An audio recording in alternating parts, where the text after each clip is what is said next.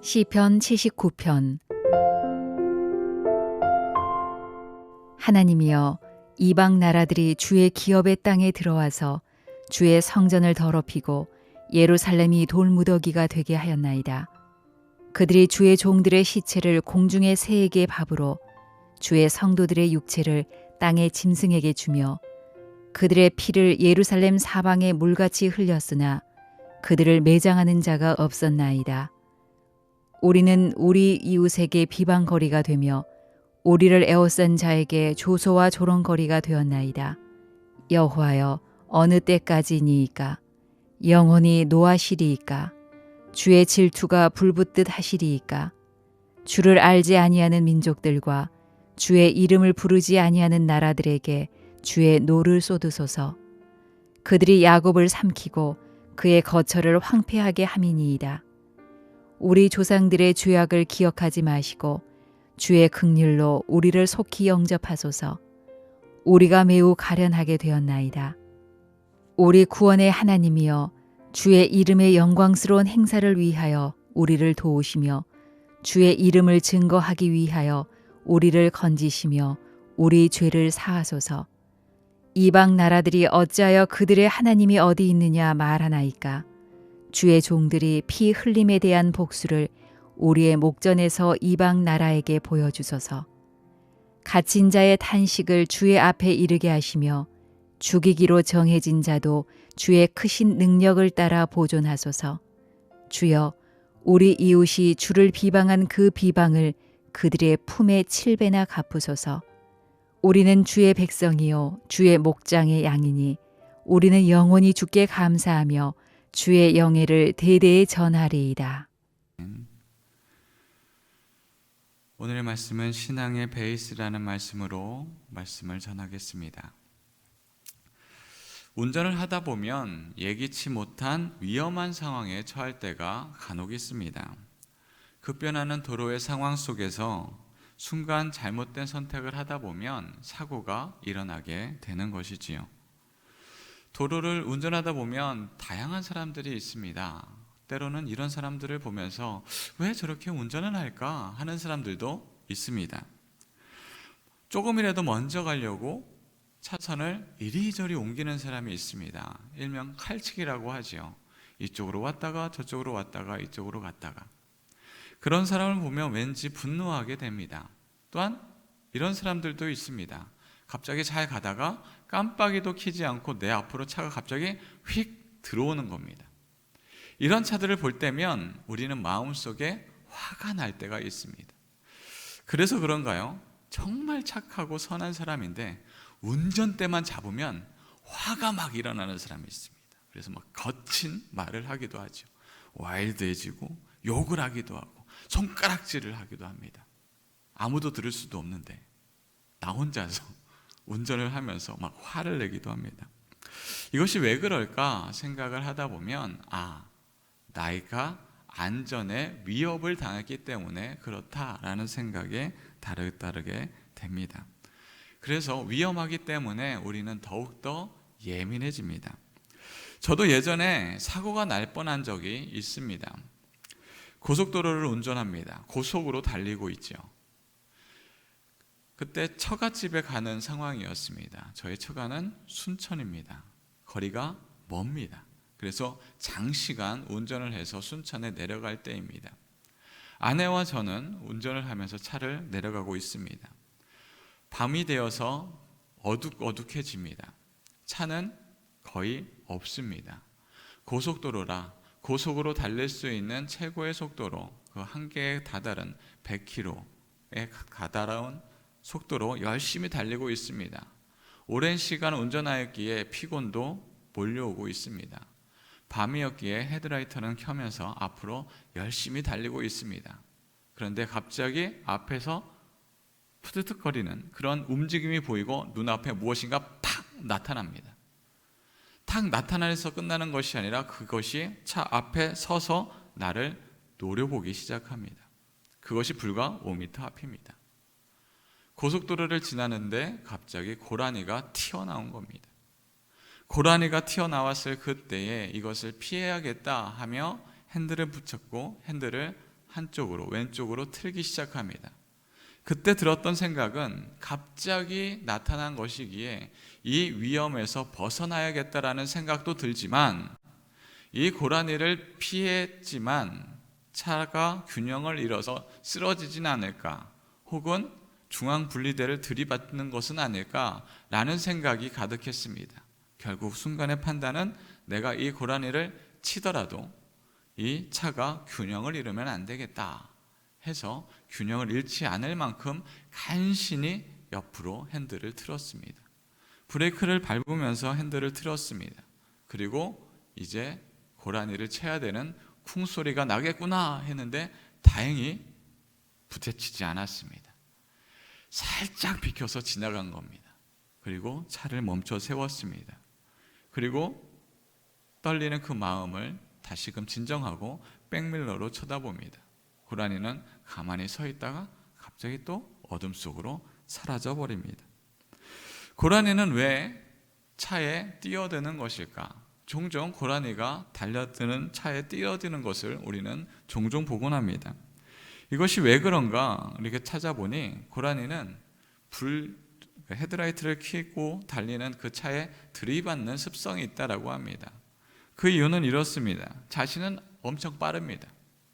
빠르기에 웬만한 것들 다 자신이 따돌릴 수 있다 생각합니다. 또한 자신은 강하다 생각합니다. 멀리서 오는 차를 보면서 이렇게 생각합니다. 아직 멀리 있네. 내가 충분히 이 길을 건널 수 있어. 그런데 점점 빨리 들어옵니다. 빨리 돌아오니 이제 이 거대한 맹수가 나에게 달려드는구나. 나는 이것을 결국 피할 수 없구나. 피할 수 없을 그때의 선택을 하게 되는데, 내가 등을 보이면 어차피 이 맹수에게 잡아먹히니 내가 들이받음을 통하여서 이것을 위험에서 벗어날 수 있지는 않을까, 자살과 같은 선택을 한다라는 것입니다. 어차피 등을 보이고 도망가는 것도 들이받음을 통하여서 죽는 것도 매한가지다라고 생각을 하는 것입니다. 반포기 상태에서 일어나는 자살과 같은 선택입니다.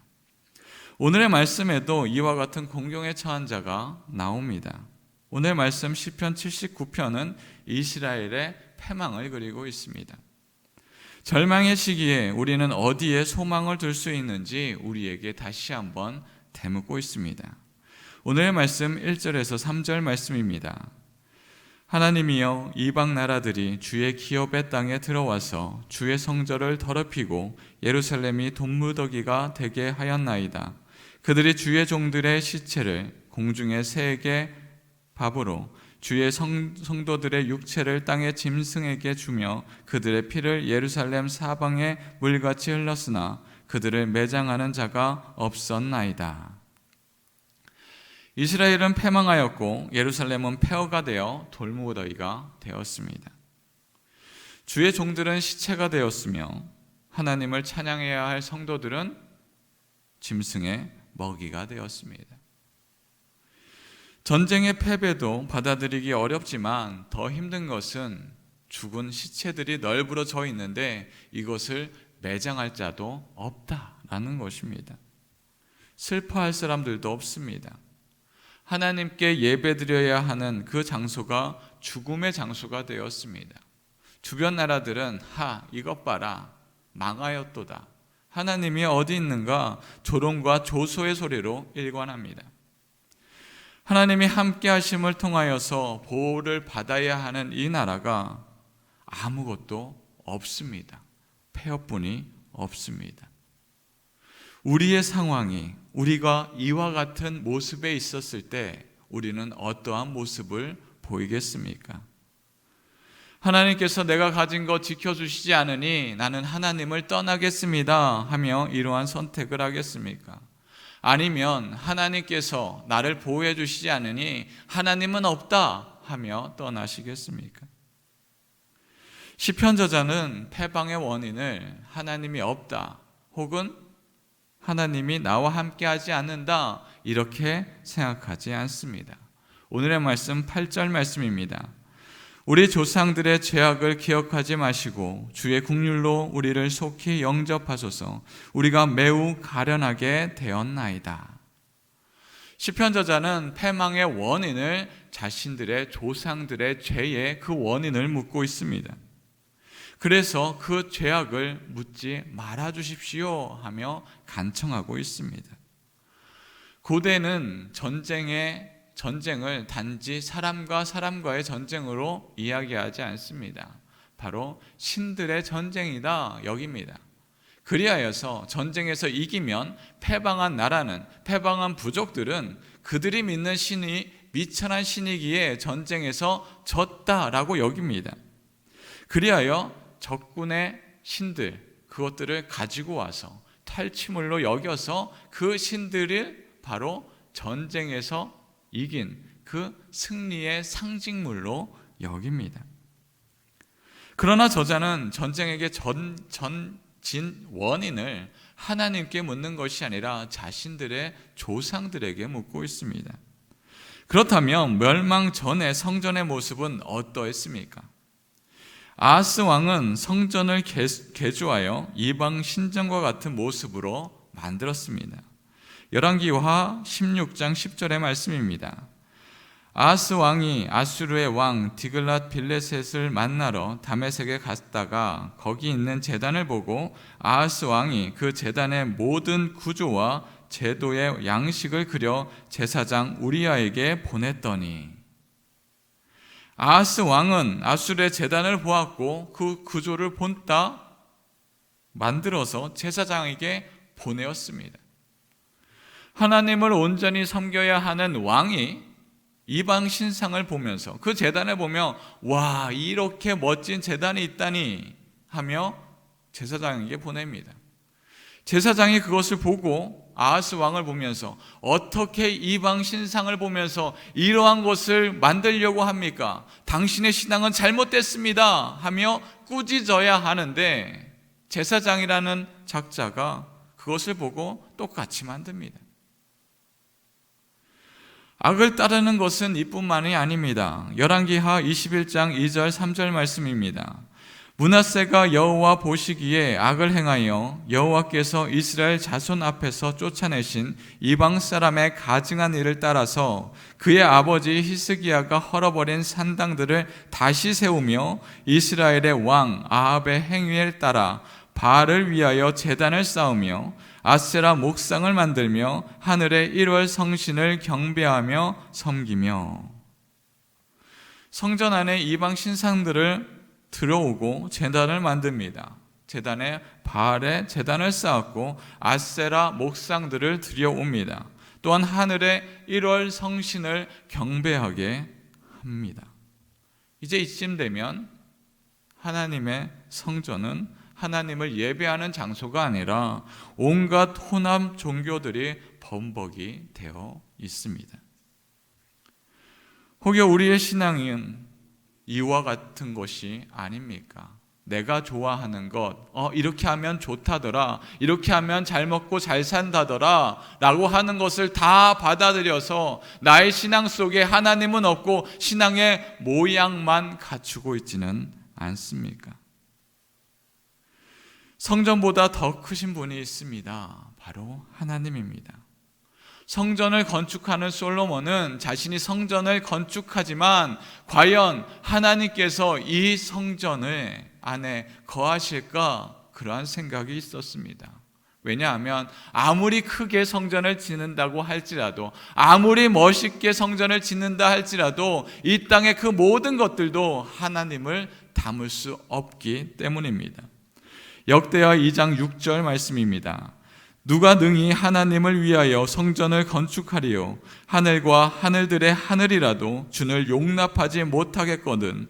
내가 누구이기에 어찌 능히 그를 위하여 성전을 건축하리요? 그 앞에 분향하려 할 따름이니이다.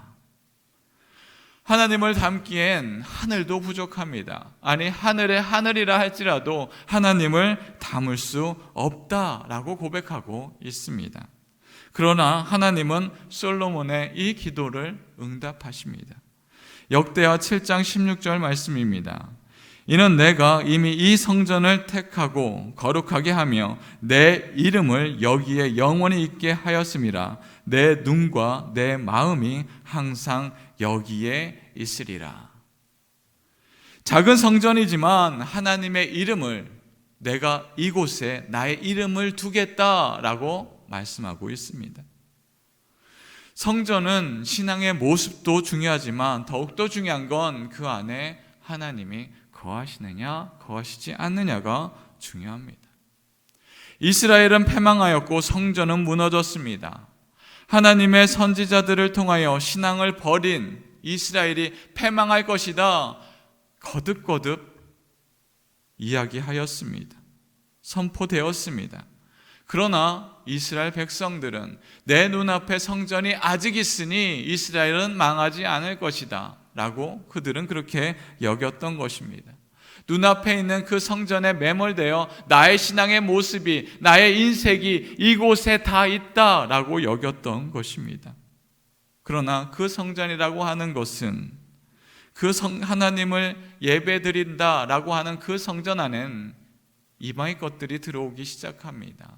이방의 신전들이 들어옵니다. 이방의 그 우상들이 들어옵니다. 그러나 그것이 잘못됨을 그들은 깨닫지 못하였습니다. 성전이 무너졌습니다. 그럼에도 불구하고 시편 저자는 신앙의 모습이 아닌 하나님을 붙잡습니다. 오늘 말씀 9절 말씀입니다.